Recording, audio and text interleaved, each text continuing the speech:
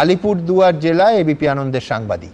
গত পরশু আলিপুরদুয়ার জংশনে একটা সাংস্কৃতিক অনুষ্ঠানে বিশৃঙ্খলা তৈরি হলো। পুলিশ ধরপাকড় শুরু করলো ন্যায্য কারণেই হয়তো। সাংবাদিকতার অত্যন্ত স্বাভাবিক নিয়ম মেনে সেই সময় অরিন্দম ওই ঘটনার ভিডিও রেকর্ডিং করতে যান, কিন্তু কোনো অজানা কারণে তাকে বাধা দেন সাব ইন্সপেক্টর কৃষ্ণা বর্মন। এমনকি ধরপাকড়ের ছবি তোলার সময় জোর করে অরিন্দমের হাত থেকে তার মোবাইল ফোনটা ছিনিয়ে নেওয়া হয়। অরিন্দম এবিপি আনন্দের পরিচয়পত্র দেখান, কিন্তু তারপরে ওই পুলিশ কর্মী প্রকাশ্যে কর্তব্যরত সাংবাদিক অরিন্দমকে সপাটে চড় মারেন। ঘটনাস্থলে উপস্থিত অরিন্দমের পরিবারের সদস্যরা যখন প্রতিবাদ করেন, তাদেরও শারীরিকভাবে হেনস্থা করা হয় এবং তাদের হুমকিও দেন ওই এসআই কৃষ্ণা বর্মন।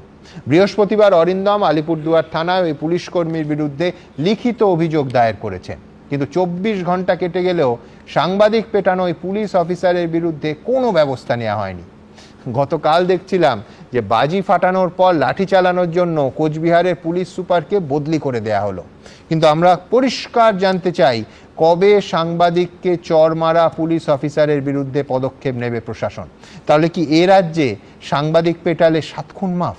এবার নিশ্চয়ই অরূপ আঙুল তুলছে, কেউ নিশ্চয়ই বলবেন যে উত্তরপ্রদেশে সাংবাদিকদের সঙ্গে কি হয়।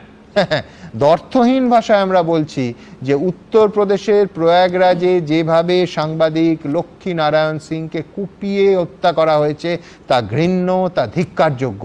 কিন্তু আমার প্রশ্ন, তাহলে কি এই যে অরিন্দম এখনো প্রাণে বেঁচে আছে তার জন্য আমরা রাজ্য সরকারকে ধন্যবাদ জানাবো? এই হাল হয়েছে।